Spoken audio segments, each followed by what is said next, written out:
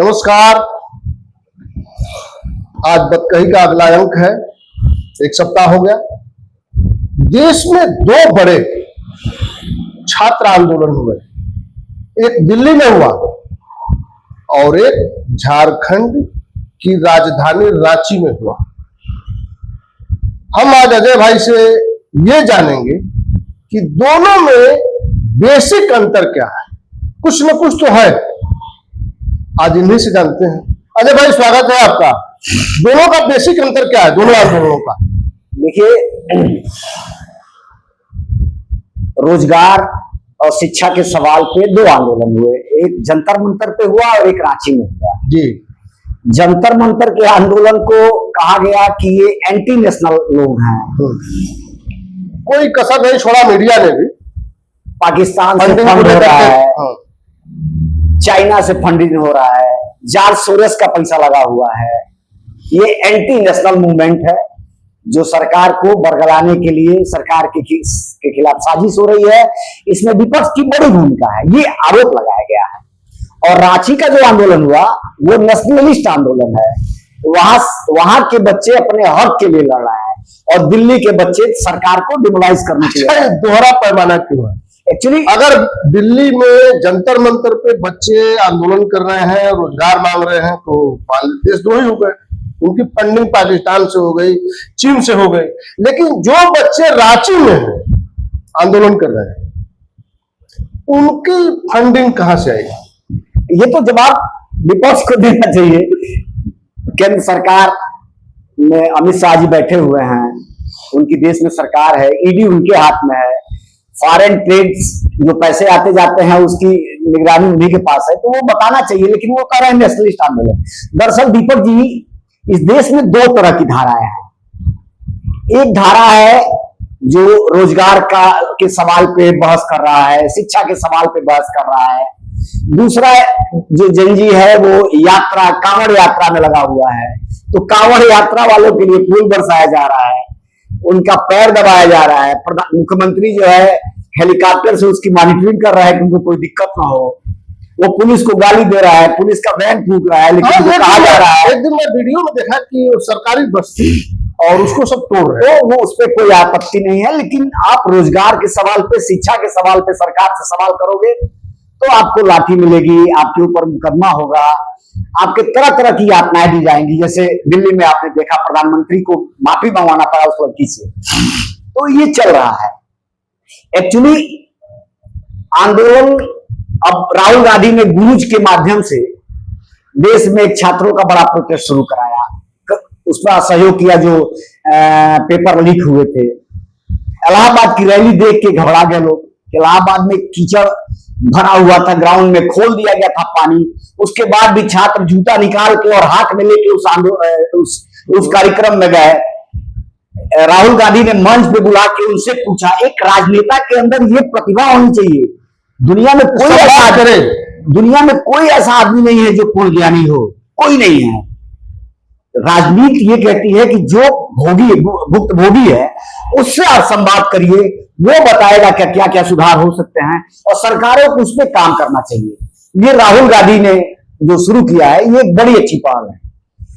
बंगाल में इनकी मांग क्या थी? छात्र यही मांग कर रहे थे ना कि झारखंड पब्लिक सर्विस कमीशन और झारखंड JSSC, झारखंड क्या कहते हैं, स्टाफ सिलेक्शन कमीशन के जो पर्चे आउट हुए हैं, जिसमें उसमें धांधली की गई है, जो पेपर बिके हैं, उसकी जांच करवाई जाए, दोषियों के खिलाफ कार्रवाई की जाए और इस मामले की CBI जांच कराई जाए। जिस मामले को लेके लगभग सरकार का कह रही है कि 98% मांग मान ली गई है। मैं कहता हूं झारखंड सरकार कह रही है कि 98% मैं कह रहा हूं 90% मान ली गई है। दो मामले हैं जिस पे बहस हो रही है, वो दो मामले मूल छात्रों के नहीं है। सरकार ने अपना जो पक्ष रखा है, आप सारे लोग जानने वाले लोग हैं, देश दुनिया की राजनीति और सारी चीजें समझते हैं। थोड़ा सा उसमें जो कंट्राडिक्शन है, जो कंफ्यूजन लोगों के सामने आ रहा है, हम उसी को डिकोड कर रहे हैं।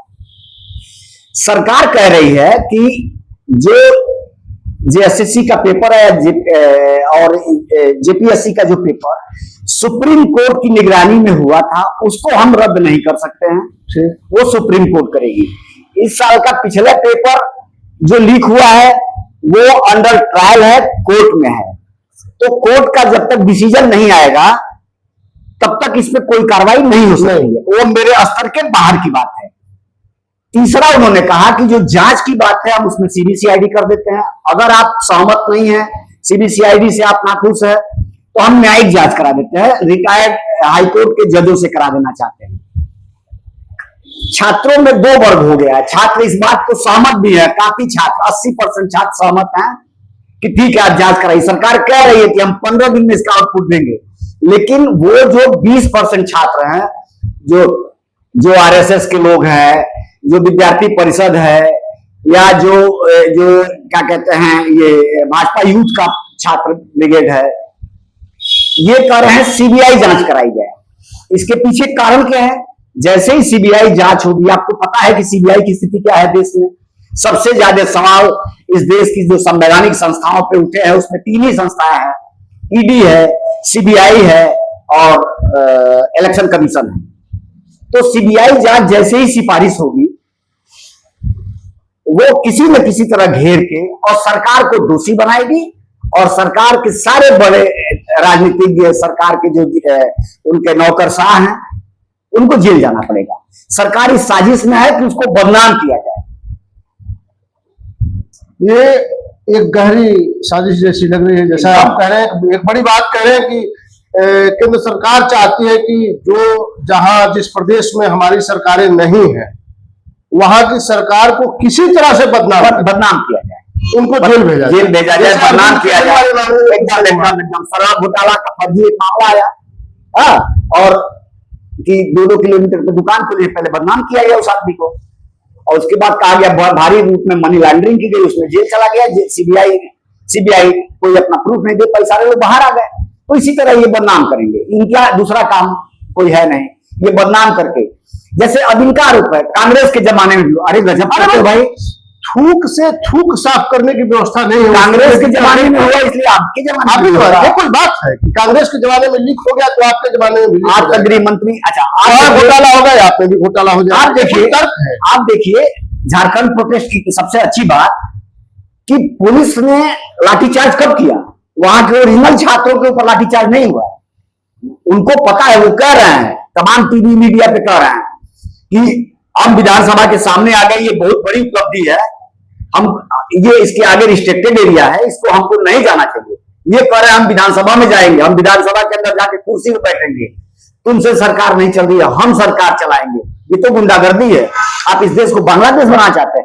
दिल्ली को क्या कहेंगे? दिल्ली के छात्र संसद भवन में जाने की बात तो नहीं कर रहे थे, वो कह रहे थे हम संसद को घेरेंगे, संसद के बाहर बैठेंगे। आपने पैलेट गन चलवाया, आपने बिहार में AK-56 चलवाया, और वहां हल्का बल प्रयोग हुआ है, लेकिन इसके बावजूद वो हम उसकी निंदा करते हैं कि छात्रों के साथ बल प्रयोग नहीं होना चाहिए। वो गलत हुआ है। अगर थोड़ा भी बल प्रयोग हुआ है, 2-4 बच्चे घायल हुए हैं, वो गलत हुआ है। इस देश में डेमोक्रेटिक सरकार है, हर आदमी को अपनी बात कहने का अधिकार है, आप जैसे सुनेंगे वैसे सुनाने का अधिकार है, लोकतांत्रिक ढंग से। अगर आप नहीं सुनेंगे तो हम विधानसभा का घेराव करेंगे, हम आपका रास्ता जाम करेंगे, हम आपको निकलने नहीं देंगे।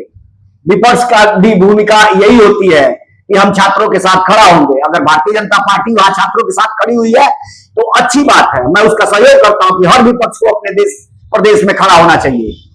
लेकिन आप ऐसा माहौल न बनाएं जो देश के ऊपर धब्बा लगे। आपकी भी सरकारें हैं, अगर कल उड़ीसा में प्रोटेस्ट आज से कल से शुरू हो गया है, अगर वहां कांग्रेस अपने बच्चे उसका विधानसभा में घुसो तो आप आरोप लगाएंगे, तो आप कैसा, जैसे आपका भी घर, जिसका घर शीशे का होता है वो दूसरे पत्थर नहीं मानता। अगर डेमोक्रेटिक तरीके से आंदोलन चलाना है तो आप सहयोग कीजिए, बहुत अच्छी बात है। आप बच्चों के साथ धरने बैठिए, अपनी मांग मानिए, राजनीति कीजिए। राजनीति के बाहर दुनिया में कुछ भी नहीं है। देश में अगर रहना है तो राजनीति करना पड़ेगा, राजनीति करनी चाहिए, लेकिन साफ राजनीति करनी चाहिए। एक आखिरी सवाल, क्या जो सरकार में बैठे लोग हैं, ये सरकार से भी सवाल है